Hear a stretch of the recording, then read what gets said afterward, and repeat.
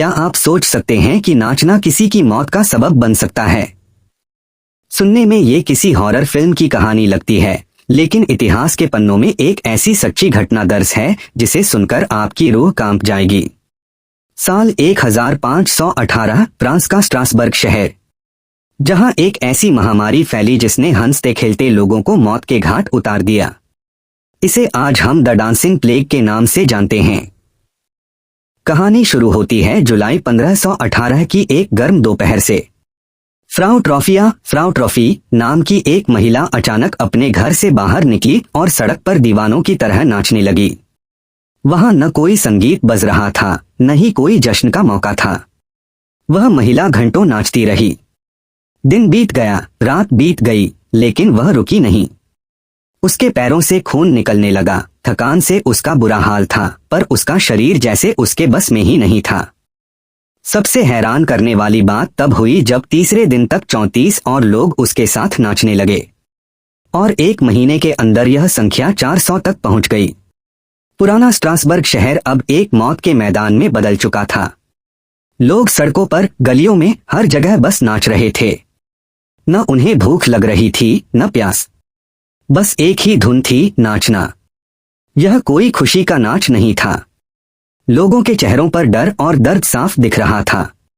वे चीख रहे थे, रो रहे थे कि कोई उन्हें रोक ले, लेकिन उनका दिमाग उनके शरीर पर काबू खो चुका था। रोजाना 15 से 20 लोग थकान, हार्ट अटैक और स्ट्रोक की वजह से दम तोड़ने लगे। जब उस समय के डॉक्टरों को बुलाया गया तो उन्होंने एक बहुत बड़ी गलती की। उन्होंने कहा कि इन लोगों का खून गर्म, हॉट ब्लड हो गया है। इलाज के तौर पर उन्होंने सलाह दी कि इन्हें और ज्यादा नाचने दिया जाए ताकि इनके शरीर की गर्मी बाहर निकल जाए। उन्होंने शहर के बीचों बीच बड़े बड़े लकड़ी के स्टेज बनवा दिए और म्यूजिशियंस बुला लिए। नतीजा, लोग और तेजी से नाचने लगे और थकान से मरने वालों का आंकड़ा तेजी से बढ़ने लगा। जब विज्ञान फेल हो गया तो शहर में अंधविश्वास फैल गया। लोगों को लगने लगा कि यह कोई बीमारी नहीं, बल्कि सेंट विटस नाम के संत का श्राप है। कहा जाता था कि जो लोग गुनाह करते हैं उन्हें सेंट विटस इसी तरह नाचने की सजा देते हैं। लोग डर के मारे तड़पते हुए नाचने वालों को उठाकर मंदिरों और धार्मिक जगहों पर ले जाने लगे ताकि इस श्राप से मुक्ति मिल सके।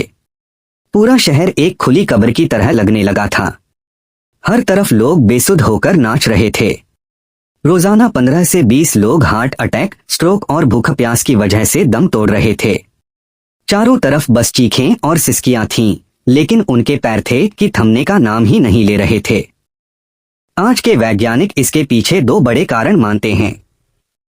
पहला, एयरगोट फंगी। उस वक्त स्ट्रासबर्ग के लोग जो अनाज खा रहे थे उसमें एक खास तरह की फफूंद लग गई थी जो बिल्कुल LSD जैसे नशे का काम करती है।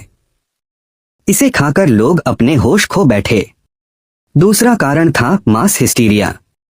अत्यधिक गरीबी और भुखमरी की वजह से लोग इतने मानसिक तनाव में थे कि एक को नाचता देख सबका दिमाग उसी तरह रिएक्ट करने लगा। सितंबर के महीने में यह बीमारी उतनी ही रहस्यमयी तरीके से गायब हो गई जितनी तेजी से शुरू हुई थी। लेकिन यह आज भी हमें याद दिलाती है कि इंसानी दिमाग कितना जटिल और अनसुलझा है। आपको क्या लगता है? क्या यह सिर्फ एक फफूंद का असर था या कोई और रहस्य? कमेंट में जरूर बताएं और ऐसे ही ऐतिहासिक रहस्यों के लिए टेकी चश्मिश को फॉलो करें।